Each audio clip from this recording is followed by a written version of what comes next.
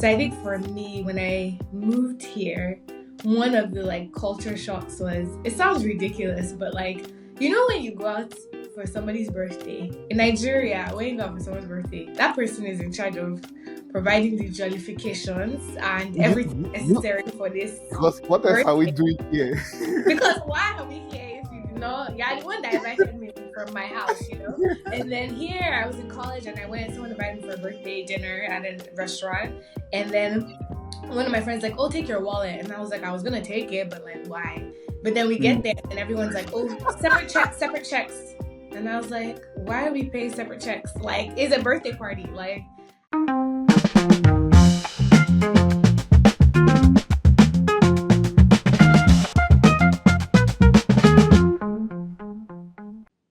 Hey, guys, welcome to another episode of Beyond Borders. And today I have a very wonderful friend with me, Seun Taylor. Let not her name um, deceive you. Why would it be? Because the Why first would time I it heard your name, Alan Taylor, I was like, okay, she's bougie. not bougie? Yeah, but Tiwa Tiwani, she's a very wonderful fellow.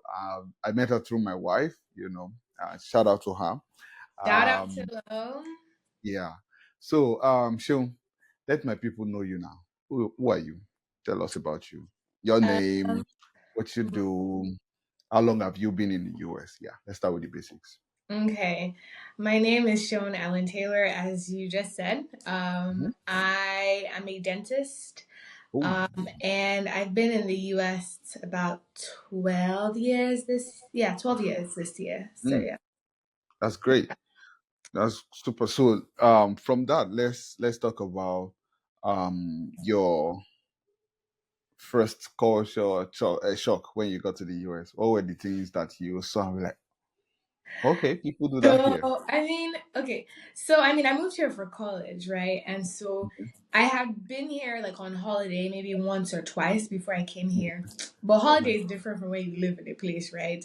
So I think Mhm. for me, when I moved here, one of the culture shocks was, it sounds ridiculous, but when you go out for somebody's birthday in Nigeria, when you go out for someone's birthday, that person is in charge of providing the jollifications and You, everything you, necessary for this because what else are we birthday. doing here? Because why are we here if you do not? You're the one that invited me from my house. And then here I was in college and I went. Someone invited me for a birthday dinner at a restaurant, and then one of my friends like, "Oh, take your wallet," and I was like, I was gonna take it, but why? But then we Hmm. get there and everyone's like, "Oh, separate checks, separate checks," and I was like, "Why are we paying separate checks? Like, it's a birthday party." I was really Hmm. shocked, and it sounds like, why would you be shocked? But I was really shocked. I was like, Hmm. "You're not paying for us." So that was a surprising thing. And then the second thing that was a little that was surprising, but I didn't even realize it until I went back to visit Nigeria after my first year of school, was when Hmm. when I got back home and we were driving. I just Hmm. heard the horn really loud, and I think that was when it registered that, oh, for almost a year I haven't heard people pressing the horn because it's quiet. No one Wow. really honks unless something is going on. It's like something Wow. serious is going on, and I didn't even realize it was a thing until I got back to Nigeria and I was just hearing it left, right, and center, and I was like, is that normal? But Hmm. yeah, those are my Uh, two big I'm ones. wondering how that would have felt. Yeah. Oh, okay. Yeah, Now I I'm was really surprised. I was like, wait, what happened? And then I realized, oh no, we just use it for everything, to say hi if I have to something's say wrong. hi. Somebody say hi to you, Popo, my guy. Exactly. So yeah, that was very interesting. Oh my God. So from culture shock, let's move swiftly to, you've been here 12 years now. What is that thing that challenge that was really big that we like, how am I going to surmount this? I guess I'm trying to say, what is that thing, that challenge that you survived or surmounted, overcome, that you give yourself a lot of credit for? That you be like, okay, girl, you did this. That was something was done. Yeah, I feel like, so whenever I moved here, I had just finished secondary school, which is like high Mm. school equivalent Yeah, here. yeah. And so in the moment, because I think I knew people that had left Nigeria, come here for college, it didn't seem like a big deal. right? mm, Like started school and it was just like, okay, whatever. mm, I think as an adult looking back, I'm like, wow, that was actually massive to leave home at like what, 16, and then just in a school you don't know anyone. Because I live in Dallas and like I came to school here, but I don't have any family in Dallas. I have family in the US, but no one in Dallas. And so it mm, was like just like starting over in a new place by yourself. You don't have mm, family, you don't know anybody, there's no friends, like, and mm. just there's no this one big thing, but just even the getting acclimatized to the culture, to college, to everything. And in the moment it didn't seem like a big deal, but like now Mm, that I'm older and I'm looking back, I'm like, wow, like if I had a kid and they were 16, I don't know how comfortable I would be about like letting them just go to a different country, to a city they don't know anyone, and like mm, starting their life. mm. I would say school helped, because I think when you move when you're in school, it's a little easier because there's a goal, right? The goal is to Yeah. graduate. You have Mhm, classes, mhm, things that you have to do, and that helps a little bit in like one. Also, like in college is nice because everyone is fresh and new, and you can learn because everyone's open.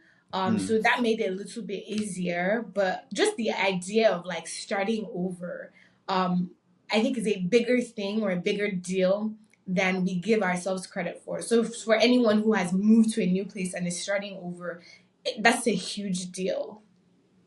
True, true. And one of the major reasons why I'm doing this, actually, why I'm doing the whole Beyond Borders, is just to give credit as you have done, or in the normal or recent day balance, to give you people your flowers that you you know, when we have even, you know, bigger budgets, what I want to do is, after an episode is done, I want to send an actual flower to Oh, the guests to say, you did this, you know, you are absolutely an inspiration to people like me, you know, to start with.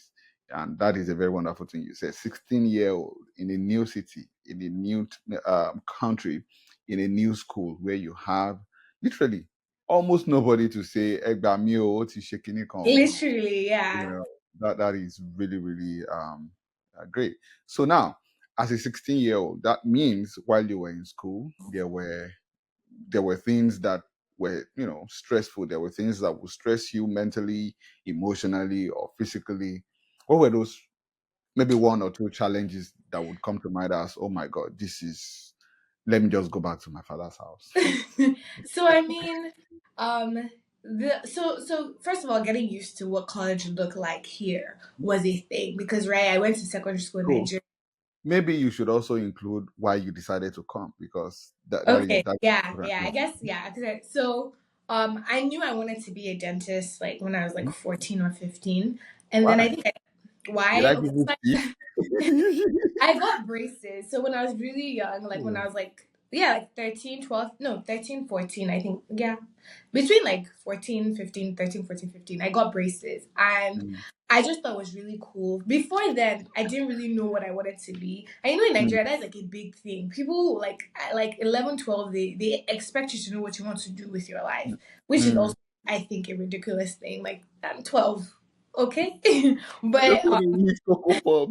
right, like I'm like, I don't know. But I didn't really know what I wanted to do. I was in science class. I didn't really know where I wanted to go. I knew I didn't want to be a physician, that's for sure. But I didn't know Mm, what I wanted to do. And it kind of like looked somehow. But I think the only thing that helped was that I was doing well in school, so they couldn't really yab me like that, because it mm, was mm, really okay at school, fine. And so, but then I got braces, and I just really enjoyed the process. I think mm, multiple on multiple fronts. I was in boarding school, but whenever I had my braces appointment, I got to go home for the weekend. So I think I mm. mentally associated like good things with going Cool. to. Yeah, yeah. Hmm. But I also really liked how calm it was at the dentist office. It wasn't like dramatic like a hospital. Mm, Also, it was just fun, and I liked that they were working with their hands. I thought it was like an interesting. So in high school, I actually did fine art, and I liked like doing things with my hands. So mm, it was a profession that kind of combined both like the science of like science things, but like also the artsy parts of like using your hand. So mm, that was what like kind of pushed me into dentistry. So when I knew what I wanted to do, I was like, okay, I want to do dentistry. How do I do this, right? And I think I mentioned it to an aunt of mine like a random, like maybe one of the summers I came to the US. I was like, oh, she's like, oh, Sean, you're about to be done with school in a few years. Are you thinking, what do you think you want to do? And I was like, Mm, actually, I want to be a dentist. This is what I want to do. She's like, oh, there's a school in Dallas mm, that's really good. And so I was like, I just kept that in my back pocket. So I was like, okay, there's a school in Dallas that's really good. That's where I'm going to go to be a mm. dentist. Now, did I know anything about this school, anything about the process of getting to dental school? No. Nope. I just knew that there's a school in Dallas that I want to go to. That's all I knew. So when it was time to do like in SS3, when you have to do all like WAEC, IGCSEs, everything, SAT, TOEFL, I did all the exams. Mm, My dad literally like I had to beg to come to the US. It wasn't a, oh, come and be, no, it was a begging. Like, he was like, oh, do all the exams. I did all the exams. He was like, oh, I even did JAM. Even though I knew I didn't want to go to school in Nigeria, I did everything. He was not like, okay, do you want to do A levels? I was like, A levels for what? I already know what I want to do and where I want to go. Why am I going to mm. spend extra years, like, just spending time in Doing that. school Mm, that doesn't count towards my, like, final goals? I was like, no, I want to go to America. And I had to like ask like my aunties to call my dad and be like, hey, she'll be okay. Like, mm. she can go. And rightfully, I guess as an adult now, like it makes sense. I was 16 and he didn't know anyone in this city. It's like I'm leaving my Yeah. child in this place. Mm, Anything can happen, right? So that was what made me want to go into dentistry and what made me mm, even want to come to America. Like because she had if my aunt said a school in another place, maybe I would have that's where I would have been. But she literally mentioned Dallas and I was like, okay, that's where I'm going. So mm, did the SAT, TOEFL, all of that, applied, and then came here for college. Now, mm, starting college, came in, didn't know anyone. But I think one of the good things of going to school where you don't know anyone is that you actually open yourself up to people in a different way because you don't mm. have any other options. You don't have any Yep. other friends. So you Yep. are more open to people to Mm, making friends and connections and you kind of treasure them a bit more because you don't have like your backup. You're not going mm. home. If I was upset, I Not could have, them or them. oh, I'm gonna go home for the weekend.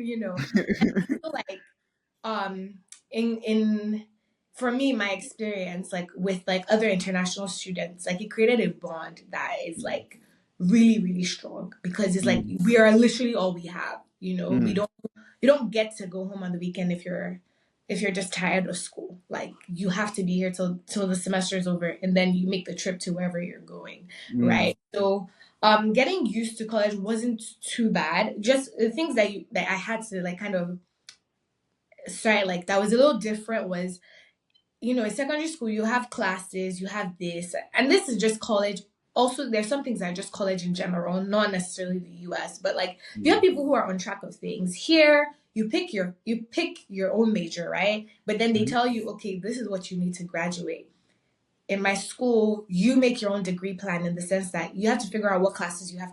They tell you these are all the classes you're required to take to graduate. Then you mm. now have to sit down and be like, have to sit down and be like, okay, I need to take this class first year, I need to take this class second year, because some Mm. classes are prerequisites to another class, and you're Yeah. like, I have to take all the prereqs before this year because I want to take these classes and this year so that I can graduate on time. You Mm, kind of you're in charge of that, and that can be overwhelming in the sense of mm, like sometimes they have advisors, but they can only just tell you, oh, this is what you need. But you have to then do the work of like, is this actually going to get me on track to graduate in 4 years? Because they will leave you alone. They're not sitting on you like, oh my gosh, you haven't taken this, you need to, or like, same with like going to class. Like some mm, classes, they don't take attendance. If you don't go all semester, it's up to you. If you don't mm, do anything, it's up to you. There's no one that's on your case. Like, oh, you mm, need to study, you need to do this. So I think mm, that was a big adjustment. Like you have to be mentally responsible for your own um things, which wasn't too bad just because I liked school. I liked school.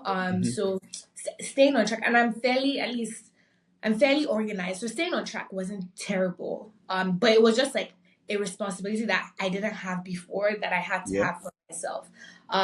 One of the funniest things that happened was my first semester. So no, two funny things. My first exam in college ever.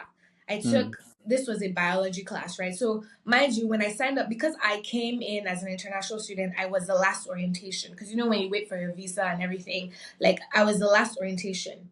And in school, what happens is as you come in after orientation, they open classes for registration and then you mm, register for classes. When you're the last orientation, barely any classes. So like everyone's rushing to get into these classes. All the biology majors are trying to take bio one, chemistry, and then you're coming in like batch 8 or 9 of orientation. All the classes are really full. You get maybe a few random classes that are still open, or just classes that maybe are not requirements for freshmen. So I tried to register for classes. I did register for classes, but I wasn't taking biology. And it hurt me so much because, like I said, you set your own degree. Like, they tell you, your advisor's going to give you an idea of, like, these are all the classes you want to take to graduate in 4 years. They advise you on, oh, you want to take bio 1 and bio 2, like Mm. first semester, second semester, so that by next year you can go to this next level of like biology, so you can be done and graduate on time. Now I'm Yeah. coming in, ideally they want you to take biology 1 first semester, but it's all full because I'm coming in after all the other students have registered, and they only have Mm. a certain number of students that can make a class. So all the classes are full. So I don't get any biology class. And that hurt me because I was like, am I going to graduate on time? I'm supposed to take bio 1 and take chem 1. If I don't take it, I'm not going to graduate in 4 years. There's that whole thing. But I'm Yeah. like, you know what? It's okay. Maybe I'll take summer school or just take school like in the winter or summer to catch up.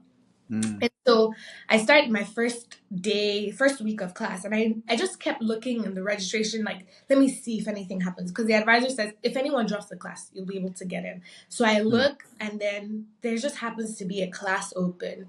Bio 1 just happens to open up again. And I'm like, oh my gosh, there's bio 1. Thank you, Jesus. I sign up for the class. And then I'm talking to a girl I had met like just first week of school, and she's like, "Oh, Mhm. what classes are you in?" And I'm like, "Oh, I'm in bio 1 with Dr. Burleson." And she's like, "Girl, drop that class. Don't do it. You don't want to do it." And I'm like, "Wait, what?" She's like, "Yeah, it's hard." And I'm just like, "Whatever. You're lazy or whatever." I just made like a dismissed her. I Yeah. was like, "You don't want me to do you know?" I was like, "I have a goal. Do you know I have things to do here?" So I Mm. dismiss her, and I get into the class. We start the first exam we have. Mind you, this is biology 1. It's basic biology. It's not even that complicated. We have the first exam. I sit there. It takes me half the class is done in like what, 10, 15 minutes, and they're gone. Mm. And then the rest of us are there till the very end. I'm literally like, God, what is this? I really don't like, I studied, but this exam is not looking like anything I studied. Anyways, finish the exam. Then I think we get our grades back, like, which I know that and this is my first ever exam. So when Mm. I'm done, I go to the bathroom, I cry. I'm like considering, like, I'm like, why am I in this country? Is this Mm. how it's going to be? Am I going to fail everything? Should I have come here? There's a lot Mm. of money that was spent in coming here, but like, if this is how it's going to be, I'm not going to make it. And no one seems to talk about how hard it is. Everyone just leaves like it's normal. We go to class, the next class, which, and in Nigeria, it takes a while before they give you your grades. So I'm thinking Mhm. this is going to take some time. But the next class, my professor is like, okay, your grades are up. And I'm like, wait, I'm not ready. And then he said the average of the class is like 40% or 30% out of 100. He said the class average. I was so relieved because I was like, God, I'm not stupid. And then I check my grades. I think I get like a 70 something. So I'm like, okay, first of all, I'm not stupid. This class Yes, is fair. hard. And yeah, the people that turned it in early, they just didn't care. They were like, well, I don't know what's going on. So I guess they just put something in and turned it in. And I was Mm. just like, okay, this is actually a hard class. Like, it's not in my mind. Because that day, it seemed like I was the only one that was struggling with how hard it was. And Mm. I'm not. But it was very reassuring to know that the class is just difficult and it wasn't me. And I Mm. realized like later that class is made especially difficult. Just that section. Because there's multiple like sections of biology. You just pick what you get. And Yeah. he's known in the school for having a really hard class because he's Mm. like he does this thing where he's like a weed out professor. So he's like, all of you that, because when people come to school and they're bio majors, they're typically pre-med, they want to go to medical school or dental school or Yeah. pharmacy school, whatever. They're planning to do something else after that. And his class is like, he's like, if you don't make it through this, forget about it. I don't always agree. Like, I Mhm. don't I don't think that one biology class should determine if you should go to med school or not. But that's what his class. By the end of the semester, so I went in and I knew, okay, this class is going to take like 80% of my time, like Mhm. literally, like I cannot play about this because Mm. this class is a hard class. Mm. And that's also another thing with like going to school here that was also surprising for me because he then determines the grades. He determines the kind of exams he sets. Meanwhile, someone else is taking bio one, and they have a professor that is normal, and it's a nice and introductory biology class, and they get good grades because they just happen to sign up for the professor that is not as difficult. And Mm. whenever you're using your transcript shows up later, they don't know who each Got you. professor Yeah. is. They just see bio one and they see your grade. So I was just like, okay, but this is, and then someone was like, she'll just drop the class. I said, Lila, I don't think I thought it was even an option. Mm. Someone told me drop the class, and I was like, I can't drop this class. I think Mm. the Nigerian mentality of like, this is what you have gotten. You just have to hustle and deal with it. Like, it's Just do not it and move. the option to drop the class is not there. Like, I also Mm. needed to take bio one so that I can move on to bio two, and it doesn't slow me down. So I was like, okay, this is what. So that was a very difficult class. Finished the Mm. class, and I did well. I got an A in the class, and then Oh. mind you, I never met with my professor, talked to him, which is not a good idea. If you are in a class, you want to go meet the professors and network. I just did it. Mm. But after that class, he actually wrote me a recommendation letter for That's a something else. good tip. That's a good tip. Yes, Leaning like into that a little bit. you want to meet your professors, you want to go to office hours, those things. I think I just wasn't used to that, and I didn't think that I could reach out to for help from him. Mm. Mm. I had an idea in my head that this guy is just difficult and he just wants us to struggle. So, which is not true because, like I said, after that semester, I think I ended up eventually through college. He wrote me a letter of rec. He wrote me a letter of rec for a scholarship in school. He wrote me Mm. my letter of rec for dental school, and I actually worked with him doing like tutoring or being a mentor for a research group that he had. Mm. So definitely connect with your professors if you're in school. It makes things a lot easier. If they know who you are, they also know that you're trying. Mind you, I Mm. was trying very hard, but he didn't know who I was, so he couldn't tell. Mm. By the end of that class, half the people in my class dropped the class, and then the other half of them changed their major from pre-med, pre-whatever to something else. Because I met people the next semester, oh my gosh, are you taking bio too? Because we took bio. They're like, no, no, no, no, no, I changed my major. This class was it. Yeah, so that was definitely a huge like thing. I Mm. definitely give God all the credit because Yeah. I don't know what happened, but did that. And then another funny story, my first semester as well, I had a government exam, but Mm. in America, they write the date, month, day, and then year. In Nigeria, you write the date, day, month, and then The year. month and then the So we year. were in December. This is the end of first semester. So the month is 12, right? 12, whatever, whatever. This is So gonna my be first funny. exam, he kept talking about it during class. Like, okay, guys, your exam is coming. Finals is next week. Make sure you're all here. I look at the date. It's 12, 10, 2012, I think. Yeah. But I just saw 12, the first date. And I was like, oh, all right, my exam, I put in my calendar. My exam is on the 12th. I get to the class on the 12th. It's like a Wednesday morning. And then the people that are there are like, oh, we're taking our finals for bio something something. I'm like, no, this is for government. This is government. Do I have the wrong? So I think I have the wrong room.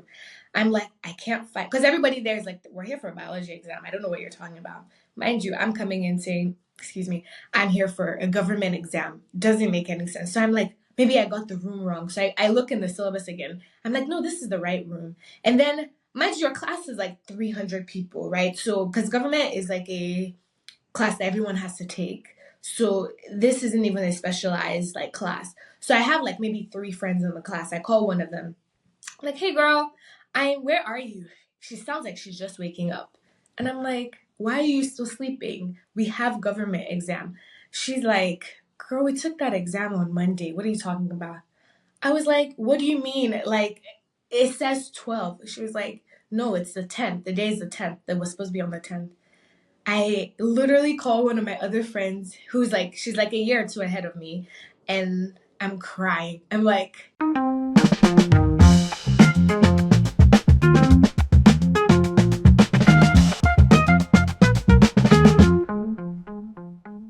this is how I'm going to fail. I was like, how?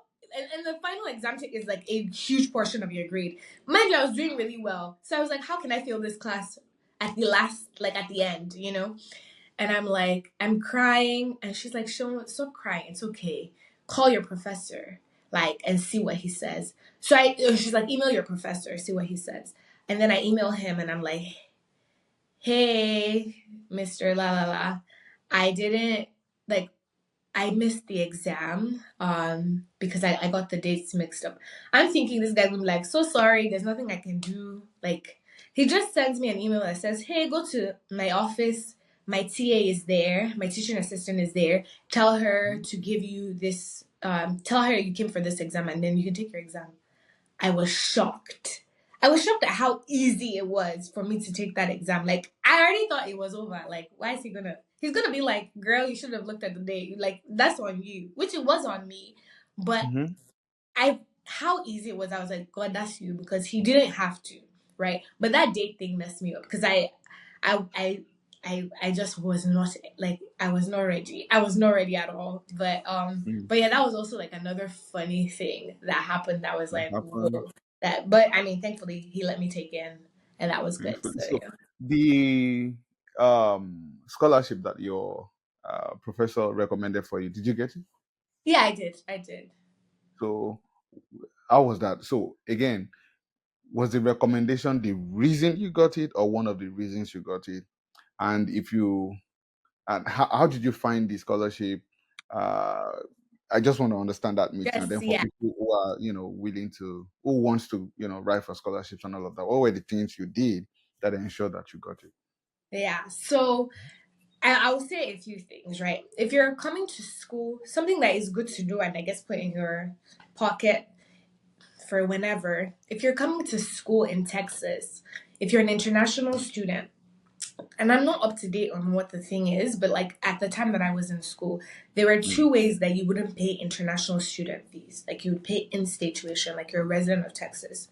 The first one is if you Are they get a, different, and is it much more expensive for international students?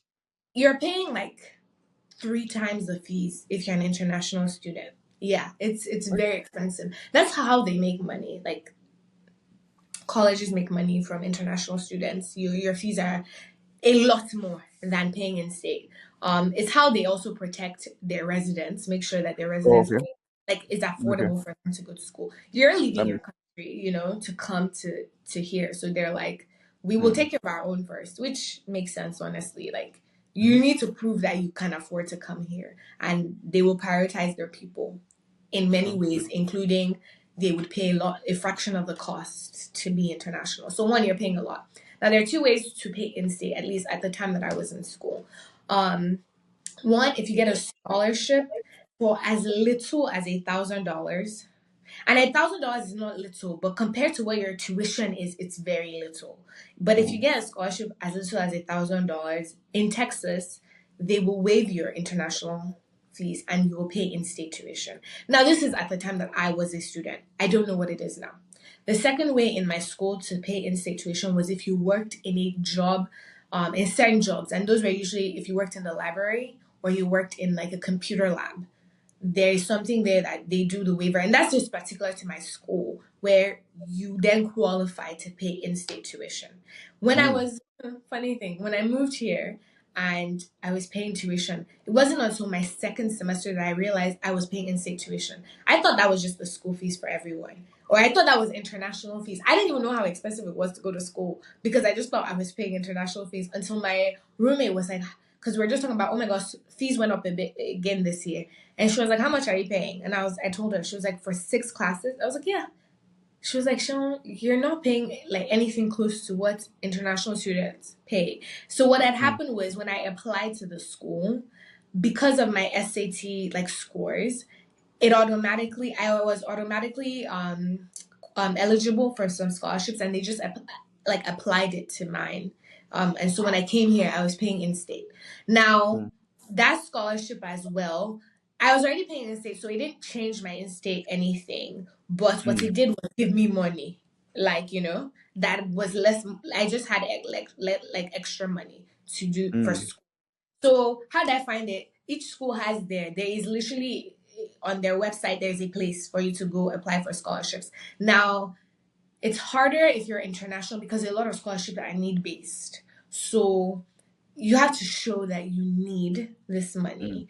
at the time, if you're international, you technically don't qualify for need-based scholarships because when you came to this country, you were saying, because even when you go get your visa, you have to show proof of I can Of afford course. Yeah. everything that this school is asking me to pay. If not, they Mm. won't allow you to come. So need-based is kind of hard because you're international and they assume you can afford it. So a lot of it is merit based. And when they say merit based, you just have to have a certain GPA. And sometimes you have to write an essay. Some of it is service based. So if you can prove you have done service or community service, certain number of hours or whatever, you can apply, you know. So that one was a need based. It was a merit based Grade scholarship. So based. my Mm. GPA they just needed my GPA to be a certain, and I needed letters of recommendations from my professors. Mm. And so that's how I got that scholarship. Oh, okay. Okay. Yeah. So now to sum everything up, you're saying what people need to figure out when they, come in for school is to just find how do I pay in-state fees. So If which, it's possible. yeah. But let me know. Information is very important. Like Mhm. it's very important. And I think if I could do a do over, which I wouldn't really change much because I thank God I've gotten to where I wanted to be when I came in. I want to be a donor, and that's what I'm doing. So I thank God for that. And along the way, He gave me people that really showed up for me. I wouldn't change Mm. that. But information is really key. I came into school and I paid in-state tuition, but it wasn't like I looked for it. Like God really just orchestrated that. I would not have it because I didn't go out of my way to search for it. So for Mm. sure, I think the takeaway is like actually look for information. Like look for information Mm. because I know people like family and friends who have also gone to school for free. Like they got full rights.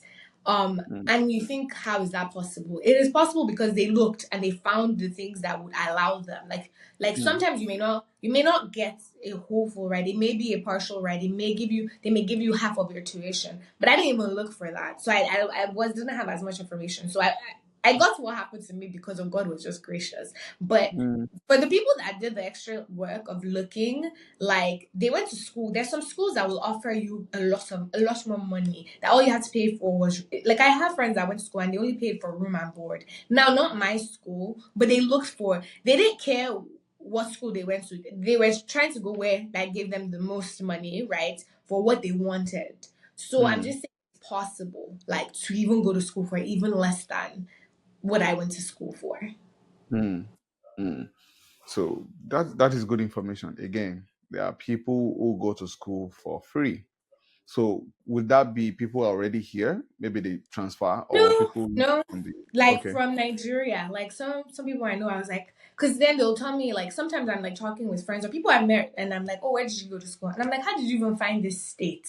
Like there's some states that you just know because in Nigeria everybody knows, like they have Mm. family or friends there, or it's like a Yeah, big. yeah. But then Hmm. they would be like they went from some state that I'd never heard of until I moved here, in some city that I'm just like, how did you even find this city? And they're like, they were the ones that gave me the most money. And I'm like, how do you even know? And then they just explain, like, if you look, yeah, there are opportunities. Like, but that's because they were looking. So that's what the biggest takeaway I would say is like actually look and see what's available to you. And Mm. ask questions. I know Nigerians can be a little private because they're worried, oh, I don't want this person to know. But if you don't ask, you're never gonna get information. And the thing is, Yep. people know things. People know more things than you do. And if you Yep. don't ask around, you're not going to find it out on your own. Yep. Yeah. Correct. I would like if you can introduce me to some of these people, so we'll bring them here and then we ask them the Yeah, right for questions. sure. We'll bring the information out for people. I'm not looking to go to school, but a lot of people are.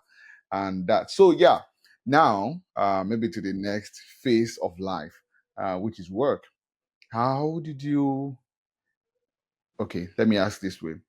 One, is your current job your first job? I think not. And secondly, how are you navigating the work environment, especially as an immigrant? Okay, so before we get to work, I would say just a little bit of a segue into demo school because that was a big part. So, because my job now is because I went to undergrad, which was like my first degree, and then I Yep. went to demo school, and then the Oh. process there is a little bit different in the sense that so when I even moved to this country, people don't be like me. Research, do your research. I'm not a research. I was not a research queen, and I didn't know a lot of things. And I, like I said, I ended up exactly where I needed to be. But that's because God was just extremely kind. So when I Mm. was coming here, I was like, I want to do dentistry. I want to be a dentist. And then I get my, they send you your I-20, and I'm like, it says biology. I'm not understanding. I want to do dentistry. Why is it saying biology? And then, I'm just like, okay, when I get there, I'll go and tell them, oh, I actually want to do dentistry, not biology. Like, this is a mistake. Mm. And then I get here and I realize that, oh, you can't just, unlike Nigeria or the UK, where when you go into school, you go to medical school or you go to dental school, like, is like your major. You get into university and you start doing that. Here, Mm. you have to do an undergrad degree or do some prerequisites to apply for school. So the Mm. thing is, it's not even guaranteed that you're gonna get into dental school or medical school. Like, it's not a guarantee. You are When you do your prerequisites in undergrad, you take an exam and you send your letters of recommendation, your transcripts, your community service. They look at a whole bunch of things, and then they now tell you you can come or not. Mm. Um, I definitely think my story is definitely a lot of God, not because of I did anything super phenomenal. Mm. Because also the state we're in, Texas is they love their residents, and it makes sense. So in the whole of Texas, there's only three dental schools. At the time I was applying, there's only three dental schools for the whole state. Um, my school, most international students or people who are international dentists, they typically go to school on the East Coast because they're a little bit more friendly to people that are not from here. Mm. Texas is very Texas friendly. I went to school at A&M College of Dentistry, Baylor College of Dentistry. It's downtown Dallas, and whenever I was applying, mind you, the application process, I had started applying to the school. They had like a health fair in my college, like, oh, everybody who is going to dental school, medical school, pharmacy school, optometry school, just any pre-health major. They invite people, all the schools, to come and like talk to students so that they can encourage them like to apply, but also like pick my school, but also like this is what you need. Mm. The school that in Dallas that I had when I was like 14 or 15 that I wanted to go to, they had a representative there. Mind you, I told you I'm not a research girl, so I had not researched not one thing. I didn't even go to the school. Mind you, the school is like an hour away from my college. My college was maybe one of the closer schools to that dental Yes. school. Yeah. So I Mm. could have gone. I could have joined all these things, but I didn't do any of that.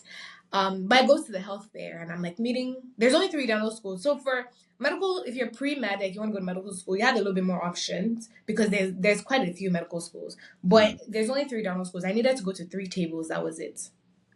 And then the school that I wanted to go to, that I was like sure that I was going to go to, I walk up to the table and I'm talking to the guy, and he's like, "Oh my gosh, like you have good, like because he asked what's your GPA, what are your extracurricular?" And we're talking, and he's like, "Okay, you have a good chance of going here. You just need to take your exam and the exam that you take if you want to go to dental school, and put in your application."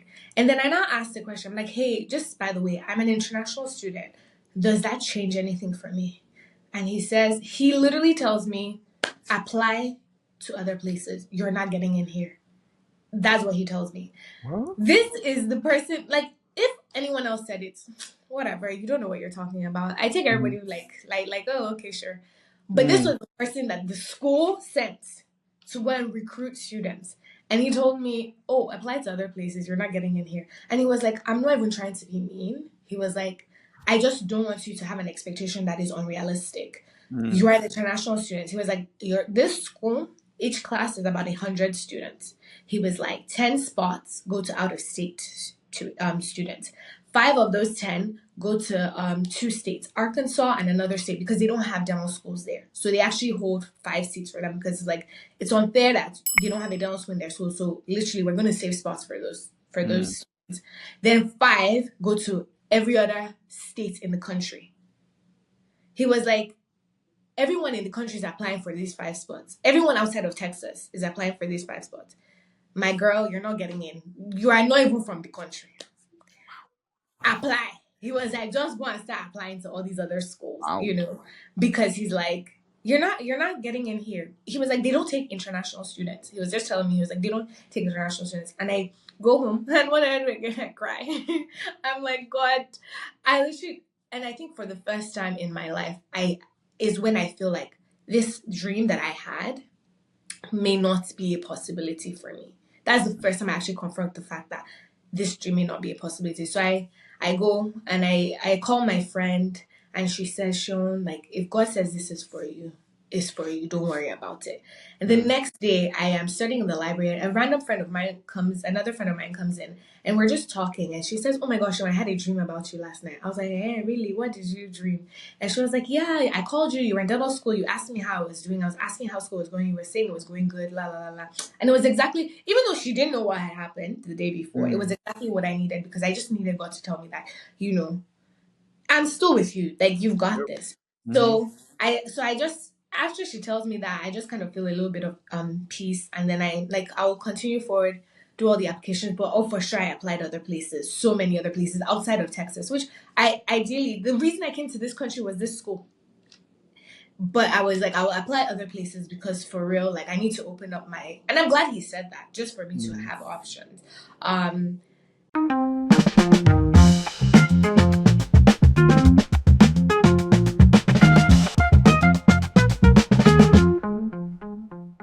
Eventually, application cycle, did the exam, did the application cycle, interviewed in different places. Then the results start coming in, whether they say yes or no, Oh right? no. And then I'd heard back from all the places whether it was a yes or no, or or I was waitlisted. I had in December. I accepted to go to school in Maryland, because they had said that they had told me I was like accepted. I think I even put a deposit down. But I hadn't heard anything from this school. I literally did not hear anything. They didn't Mm. say yes. They didn't say no. They didn't say. They were mute. And so I saw my aunt. So my aunt that said, "Oh, there's a school in Dallas." She says, "Oh, Sean, how are your applications going?" And she knew I had gone, like, I had applied and gotten acceptance in other schools, and this other school, and I had chosen Maryland. She was like, have you had anything from Baylor? And I was like, no, they haven't said anything to me. She said, have you tried emailing them? I was like, no, I haven't. I was just waiting on them. She was like, Mm. email them. And I emailed them when I get to school. Like a few hours later, I get an email back saying, oh, we haven't been able to offer you a letter of acceptance, because we need to know that you have proof of funds, because you're international. Mm. I was like, is that all you need from me? And she was like, yes. And I emailed them my proof of funds, and literally a few minutes I get my acceptance letter. Mm. So another big thing is, if they don't send you, email them. Like, literally reach back out to them. I thought it was absolutely ridiculous that they hadn't said, hey, we want to offer you admission, but you need to send me proof. They didn't say anything. They just left it. And if I didn't say anything, I wouldn't have gone to school I would there. have gone. Mm. Like, it would have been, oh, she didn't say anything, we didn't say anything. Because it's not like they didn't have people that they wanted to accept. There were lots of people applying for school. But Mm. that was the one thing. And that day I got my acceptance. And true to the guy's point, while I was in school, I didn't know any other international students. How? I didn't know anyone. I had no blueprint. I didn't know anyone. I couldn't ask any questions, because I didn't know anyone that had done that. Um, it's different, having to navigate. So I'm not just thinking, I'm applying, because I applied with my friends and whatever, but they were all from here. They weren't international, and all the international people I knew, they were trying to go to medical school. I didn't know any international students that were trying to go to dental school. So our process, and there is a different application system, different schools, different everything. And while I got into school, I didn't know anyone that was international. Mm. There might have been, I just didn't know anyone. But to that point, I would say for sure, like, if you don't hear back, email, like, Yeah. actually ask. Like, if you Mm. haven't heard anything, ask, because it doesn't hurt. It can only help you. And even if Yep. they said, oh, sorry, no, at least I'll know I You would asked. know. Mm-hmm. So that was like my segue into dentistry, which was also dramatic. Mm. Dental school was a whole different ball game. It is probably the hardest thing I've ever done in my life. Like, Wow. the school process. I will say that not knowing things is not always the best. It's not always the best thing, but not knowing things is also not always the worst thing. Because if I knew what the process was going to be like, I don't know that I would have gone through that. I don't know if I would have said, "Hey, let me enter this thing." Mm. Yeah, I was like, because I was like, "Oh, would you do?" I love dentistry though. I really enjoy what I do. Mm. But school. it stretched me a lot. And then, mind you, I was starting dental school. So me, I was going to more school. I had Mm. friends that finished. They did a 4-year degree, did engineering, 4 or 5 years, engineering, accounting, whatever. They Yep. have started working. Mind you, I'm a student. My friends are working, they're earning money, they're moving on. Seems like they're moving on with their lives. Like life Mm. is like going well for them. And I'm a student and having to reconcile like, show it's okay. Like, like your path is different and there's a reason why you're Mm. choosing this path. School was especially hard. In college, not really having family around was not that bad because I actually really enjoyed school and like my friends were enough.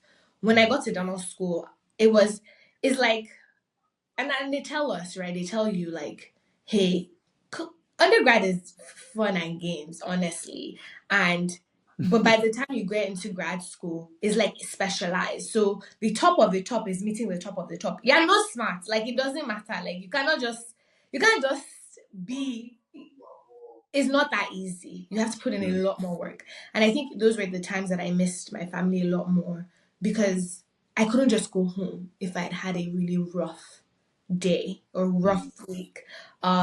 But in that regard, I feel like God then started to bring me community and like people. Then He, like, I found the church that I go to now, and then He started to bring me family and those people that Mm. they had nothing to do with school. They weren't students. They were like literal like people that became like my brothers and sisters, and I would go home and spend time in their homes to just even de-stress and like for a few days pretend Mm. like I'm not in this school and I'm not Yeah. in this thing and I can be a person, outside of that. So that was very helpful, like having people outside of school, that just kept me grounded and like was like, okay, you have a space that you're still welcome and is you're still important outside of school. Mm. Because school was really hard. Now finishing school, and this is a whole different story, but like then passing my board to start working was a whole different ball game. I thought school was hard for me, and this is not everyone's story. Some people take the exam and they're done, they're good. I That didn't happen for me. I took the exam multiple times, Mm. and I remember thinking, God, how? Like we're here. This is the end. Like this is for me to be done and get Mm. licensed and be. I've already done the 4 years. How can you allow me go through all of this? And then I'm struggling. This is the most I'm struggling. And school was hard, but it was doable. And then Mm. I'm at the finish line, and it's like it's not happening for me. So Mm. that was definitely a God thing. Mm. I took it, eventually passed. Um, and the funniest thing is, even when I wasn't passing, the pass mark is like a 75. I was getting like 73, 74, 73. Mm. Like, and I'm like, God, like, I don't get this. Like, if I had gotten maybe a 40, I'll be like, okay, the material, I'm not understanding, la la la. Mm. It's like you're on the cusp, but you're not really Getting past. it. And Mm. I was like, and with the dentistry, you can't practice unless you pass that exam. You cannot get a license. So Mm. it would mean that my 4 years have been in vain because you can't be hired. Mm. Like I would have to have considered something else. But I will tell you what that did for me.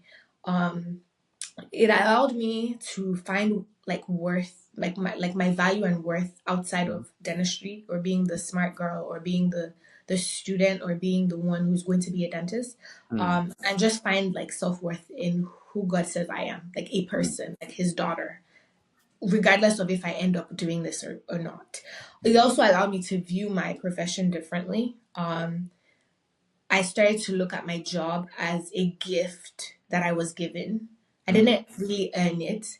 And not that I didn't earn it, I went to school. But like, if I had passed the first time, it would have just been, yeah, I passed, I did my exam, I passed. I'm supposed to get this job. Like, but because I had struggled for quite a bit, I realized that I get to do my job. That's how I see my job. Is like you A were given privilege. to Mm. do because you almost didn't do it. So I hold it a little differently, but I also hold it a little more loosely because I don't feel like I worked super hard for this. I felt like it was a gift that was given. Mm. So for me, and that's just me personally, I think dentistry is a gift, and I think it's Mm. something you get to do. but I also know that if I'm not doing it or if I don't do it, I'm still who God says I am. Yes. My worth and my identity isn't tied to it. It's part Mm, of my identity, it's not everything. And I'm still worth and I'm still like of value, even if I don't do what I do. mm, Now, you said is the job I'm at my first job? No, I worked for a private practice for a little bit. mm. Private practices are just like practices that are owned by one person. Yeah. So I worked for a private practice for a little while, far away from Dallas, like 2 hours in a little rural East Texas. Wow. So I was also away from like, so the whole time that I was struggling with boards and like having that whole time, it was even harder because I was a little bit isolated, because I had moved there and started working like as a dental assistant because I was like, okay, I can't practice yet because this was also during COVID. So well before I passed my exams, and it was like that's also another thing, being international. You either have to be in school or working. You can't just be, Mm, like, so I had to be working because my classes were over. I was done with school. So I had to be working to stay in status. So I was working and studying for my exam. Mind you, if I was not international, I would have just gone to my father's house and been like, okay, I'm going to study for this exam. yeah. But I had to stay in status, so I had to be working. So I was working, and I'm grateful to God for the job because it allowed me to stay like in Mm, status while I was studying. And um so yeah, so but I was isolated because it was far away. It was like 2 hours from Dallas. mm, And where all my friends and family were. And I used family, like the people that had become family to me. I was 2 hours away from them. So I could come on the weekends sometimes, but I was also studying, so I wasn't coming as frequently. But I was working there and worked there for a while for like about a year and 2 or 3 months. In the process, passed my exams, then started working, stopped being an assistant and started doing like actually working as a doctor. yeah. Okay. Um, Transition was interesting, but I started to miss Dallas, and then other things were going on. I was like, okay, it's time to To start go. looking for a new job. Mm, Um, Actually, I didn't even make that call. One of like my big brothers, he was like, Sean, you don't like this place. You're really far away from home, and I think it has served the purpose that it was supposed to serve. Start mm, looking for another job, and so I did. And then I started looking for another job, and then I got a job in Dallas, and so I mm, moved down. Um, and so I'm still at that current job. Um, has its pros and cons because then when you stop working for private has its pros and cons, but now I yeah. work for corporate practice, and that also has its pros and cons. Mm, But I think what helps me is, like I said, I really enjoy dentistry, the actual work. I do enjoy it, and because I do view it as, I was given this gift, the ability to be able to do this thing. I'm mm. grateful for it. I won't say that I'm not annoyed some days, I am. But I definitely am less annoyed than I would have been if I thought, oh my gosh, I earned this thing and it's like a right. I should be having this thing. So yeah. Mm, mm, mm. Awesome. Now, maybe my final question even would be to you. Now you're making money and you're using money. Um, in what ways would you say you are implementing, or what strategies is Dr. Seun implementing or doing now that is helping our one to keep money and two to multiply money or make money available for the future? That's a great question, isn't it? Because and it's a really good question because I used to be very like I didn't like talking about money, and I used to be like, Yeah, I that's don't it. want to, I don't want to deal with this. I Mm. think for me it was just more so. I was like, this is really an adult thing, and I was like, I'm still a girl. Why I'm do I have just to a deal with girl. this? I'm just a girl. Oh So my god. I felt like I said, guys, ask questions and inform yourself because I feel like I just allowed myself to be not ignorant, but like I said, it has its place and it can help sometimes, but Mhm. information is always good. So I recently, like really recently, mind you, I've been working for like 3 years. But I Mm, recently actually sat with a friend of mine who is in finance, and I was like, "Hey, I actually need help because I'm making money, but I'm not doing much with it. It's just mm, sitting there, and I need mm, it to do something, like. And we kind of just sat down and looked at my finances, and it was like, okay, these are places you can invest. And so I started doing like Robinhood to like um investing in the, what's it called, Stocks. um stocks, but more so the like the big umbrella ones. So Okay. like ETF. SPF, I like know. yeah, like the ones that is not just a specific company, but Yeah. they're Mhm. diversified. You So, bundle it up. and actually, big shout out to Lola because she's literally been on my butt about investing. Like, Yeah. literally, she's the one that was like, "This is my code. Go and download this app. Go and do something with your money. You're not Mm. serious." So we sat down and I kind of decided, okay, where do I want my money to go? With work though, they do your 401k, so some money goes to that. Mm. And they invest that for you. Um, and then the next thing or like goal that is then to start buying and owning like property. That's a good way for your money to work for you.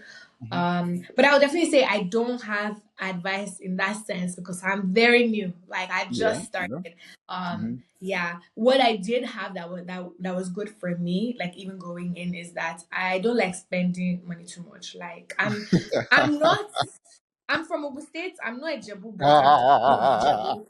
So I don't really like Ijebu. spending money like that. So that helped in the sense of like I had a good savings that I could then put to these things. Um, Bawa. because of that. But I cannot advise anybody on finance, money, anything because I just got here.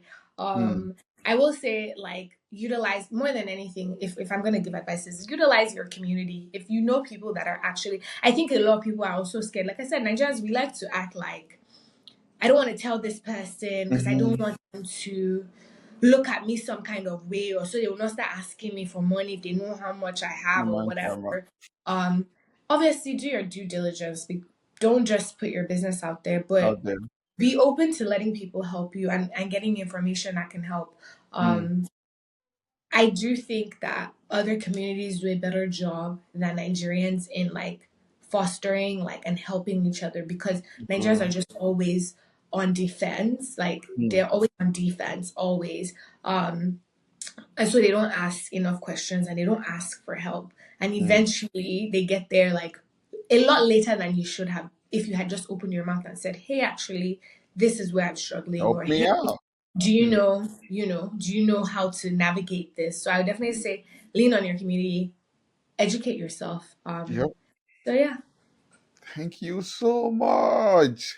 Oh my God. Guys, if you know how much I begged Seun. Yeah, there was a Hey. lot. Which you're going to pay for this? I mean, not in money, but oh me. Oh yeah, thank you. This has been a very valuable and insightful session. Thank you so much for coming. Thank you Thank for you joining for us. having me. And I would ensure to send your flowers, even though I'm giving it right now to say thank you so much. Before I start sending it, I'll buy one here and say, here's your flowers. I I love show it it. to people and say, thank you so much for joining. It has been really, really good. And Thank guys, if you you. have people who are trying to relocate to any country, UK, US, Canada, maybe anywhere in the in the Europe, please send this video to them if it makes sense for you, which I know it will. Also follow, subscribe is what they say here. Subscribe, share, like, Like, and make share. comments. You can also recommend people that you would like us to have and talk to. Mention their name, we'll find them, and then we'll do the needful and bring them on board. Right. So yeah, that will be all for this edition of Beyond Borders. Thank you so much for joining. Thank you for watching for this long. I love you and will continue to bring back much more episodes for you, people who are solid, just like our doctor here, and has done really well for themselves. Let them come and teach us how they have done it. Right. So thank you so much, Dr. Seun, for your time. It has been wonderful. Have a very wonderful rest of your day. Thank you.